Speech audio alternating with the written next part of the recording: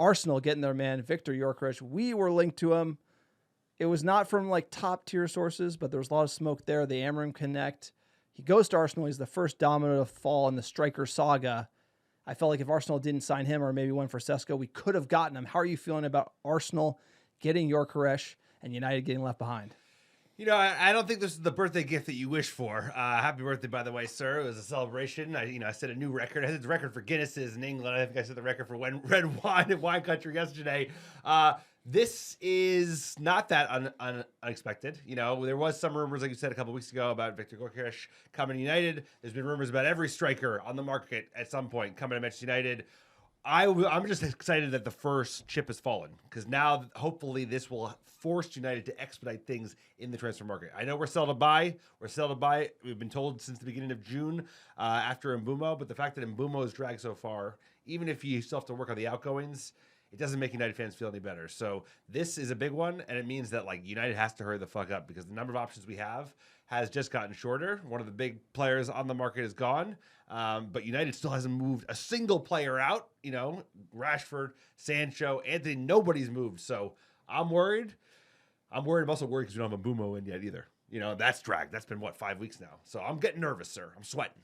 Getting into the details on the deal for the big Swede, the BBC says it's rumored to be around £70 million, but could come lower. Obviously, Sporting pushing the valuation up over that agreed buyout that created the fallout with Gyökeres. He's on break right now, and it's tweeted out by Romano today, July 6th, that he agreed to give up $2 million from his annual salary to get the deal done or expedite the transaction if Arsenal can maybe put some of that money back into the deal. So he really wants Arsenal, only wants Arsenal. It's coming out strong, top tier sources, rumored to be a 5-year deal. It is to be noted that none of the big dogs, tier ones, really linked Gyökeres to Manchester United. Mitten said nobody is interested in him. And Ornstein, number one on the list, basically never commented on the Gyökeres transaction other than that he does have connections with Ruben Amorim. I felt like we could get him for cheap at the end of the window if nobody picked him up because he's fallen out with Sporting. But right now, going to Arsenal, I'm not that worried. He has a prolific record in Portugal. I felt like United would almost be too big of a club for him, and Arsenal probably will be. The transition is going to be difficult for him. There's a lot of risk. It's a lot of money. I wouldn't hate getting the guy, but I would much rather go with the Osimhen angle, or even like an Ollie Watkins that has EPL-proven versus like a Gyökeres seems like a high-risk, high-reward type of signing, and United always gets burned on those. No, I think if he came to United, there's a high likelihood that it would not work out. I actually think he's joining a really great team in Arsenal. They've been missing kind of an out-and-out number 9 who could just bag in goals. So I think it will go well, but I also think Arteta is a bit of a muppet. He's so emotional. It's unbelievable. He always loses his shit on the touchline in the dressing room. So we'll see. He'll have no excuses not winning the title this year because they're backing him. They got Zubimende just came in, player we know from Real Sociedad, and we played them last season in the Europa League. But you could definitely see it going differently for United. That fee, right, $70 million, still below what we paid unbelievably for Rasmus Højlund only 2 years ago. So whatever it is, United got to get moving. We need, like I said, the number of options have just gotten shorter. One of the big players on the market, he's going to London. And that means that there's only, there's one less player now from our crop of players like Victor Osimhen. There's Hugo Ekitike. Of course, I've really starting to warm to the idea of Ollie Watkins, given the Premier League proven angle and the fact that he's been so consistent. Sir, we'll get down some of the targets in a second, but this is a big one. And the fact that he's willing to take a salary cut, like you mentioned as well, which is kind of shocking that he would need to do so.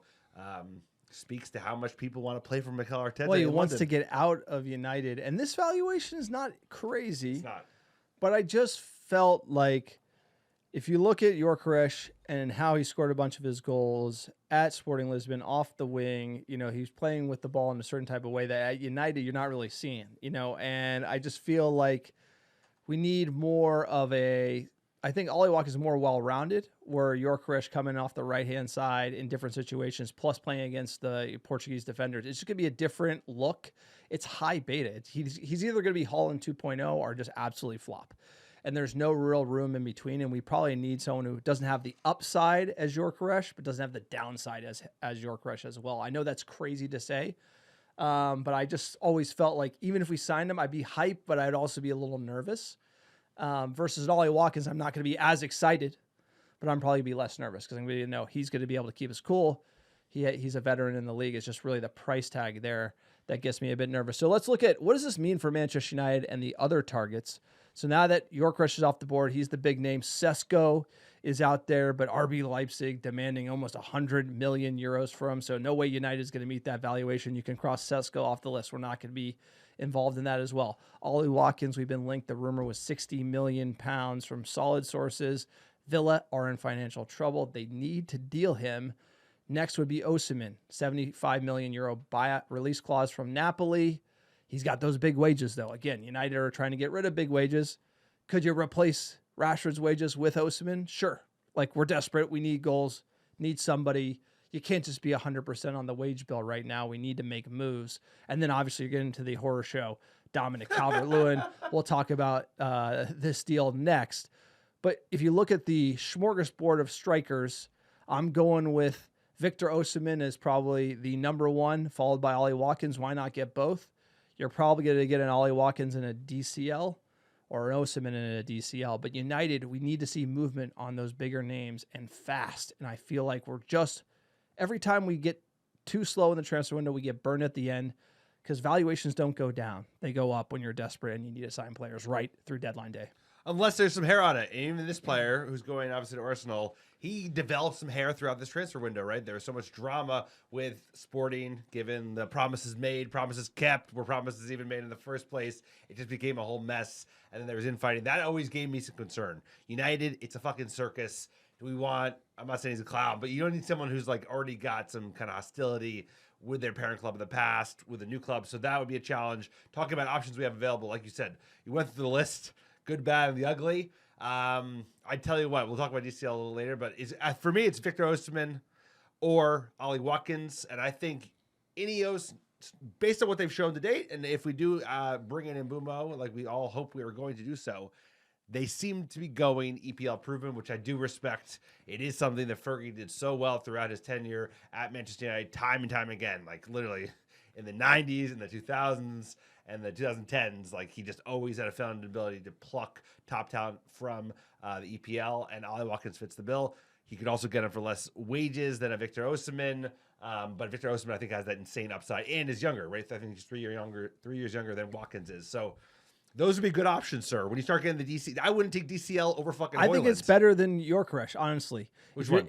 For United, I think Ollie Watkins or Osimhen is better for Manchester United than Gyökeres. I felt like we were going to fall into the Erik ten Hag, sign his prior boy trap. Yeah. Amorim gets his prior boy trap from the end of the league, and he needs time to step up. And then like his insane stat sheet that he had last year all of a sudden falls apart in the league, and we paid this big value. If you look at Osimhen in that 75 million euro release clause, that's a deal. Ollie Watkins, 60 million pounds, that's not a deal. No. 40, maybe 35 plus. I would like to get somewhere in that range. If Villa just, is completely out of their minds, you got to ship it and go straight down to Victor Osimhen. So we have good options left. United is just not doing anything.